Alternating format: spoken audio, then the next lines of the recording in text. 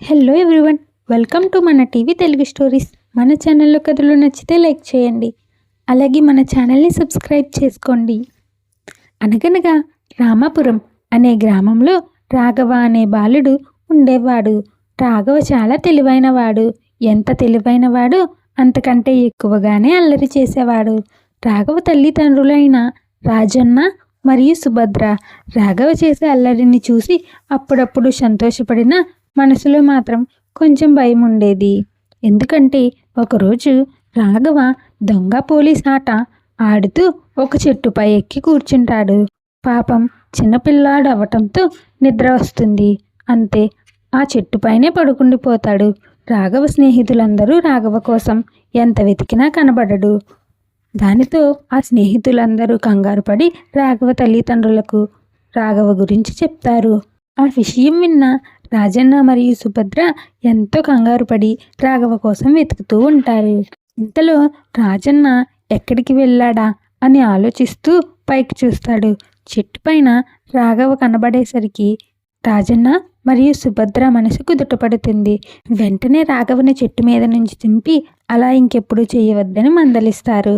చూశారు కదా రాఘవ అల్లరి ఏ స్థాయిలో ఉందో. అలా రోజులు గడుస్తూ ఉంటాయి. కాలంతో పాటు రాఘవ కూడా పెద్దవాడవుతాడు. అనుకోకుండా ఒకరోజు రాఘవ అడవిలోకి వెళ్తాడు. అడవి అంతా తిరుగుతూ చూస్తూ ఉంటాడు. అలా నడుస్తూ ఉండగా మంచి రుచికరమైన పండ్లతో ఒక బత్తాయి చెట్టు కనిపిస్తుంది. వెంటనే 4 బత్తాయి కాయలను రాల్చి తింటూ ఉంటాడు. అలా సమయం గడుస్తూ ఉండగా రాత్రివేళ అయిపోతుంది. రాఘవకి ఎటు చూసినా అడవి అంతా ఒకేలా కనిపిస్తుంది. దాంతో దారి మర్చిపోతాడు.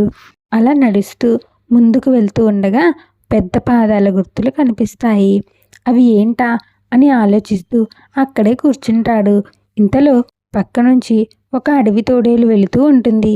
రాఘవని చూసిన అడవి తోడేలు మనసులో ఇలా అనుకుంటుంది, అబ్బా, ఈరోజు మంచి నరమాంసం దొరికినట్లు ఉంది అని అంటూ రాఘవ వైపు నడుస్తుంది.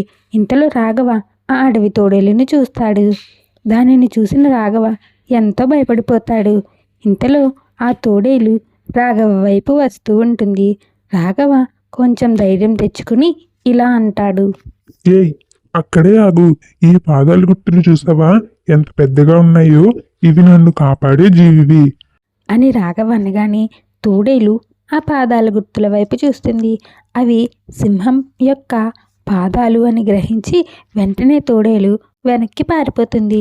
ఇదంతా చెట్టుపై నుంచి ఒక కోతి చూస్తూ ఉంటుంది. కోతికి రాఘవ చెప్పేది అబద్ధమని తెలుస్తుంది. కోతి వెంటనే చిరుతపులి దగ్గరకు వెళ్ళి దాని కూడా వస్తే మంచి రుచికరమైన ఆహారం చూపిస్తానని చెప్పి చిరుతపులిని తీసుకువస్తూ ఉంటుంది. చిరుతపులిపై కూర్చుని వస్తున్న కోతిని రాఘవ చూస్తాడు.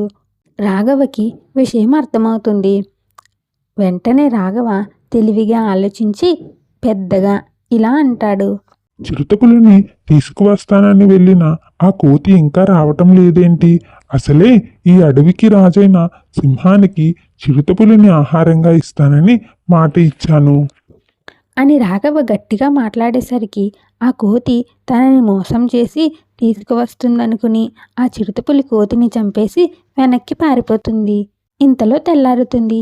దాంతో రాఘవకి అడవి నుంచి బయటకు వచ్చే దారి కనిపిస్తుంది.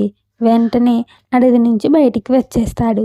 చూశారు కదా, రాఘవకి అసలు ఆ పాదాల గుర్తులు దేనివో కూడా తెలియదు. అయినా సరే ఎంతో ధైర్యంగా మరియు తెలివిగా ఆ జంతువుల నుంచి ఎలా తప్పించుకున్నాడో. తెలివి ధైర్యం ఉంటే ఎంత పెద్ద సమస్య నుంచైనా సులభంగా బయటపడవచ్చని ఈ కథ ద్వారా తెలుసుకోవచ్చు. రాఘవ కథ మీకు నచ్చితే లైక్ చేయండి, అలాగే మన ఛానల్ని సబ్స్క్రైబ్ చేసుకోండి. మరొక చక్కటి కథతో మళ్ళీ కలుద్దాం.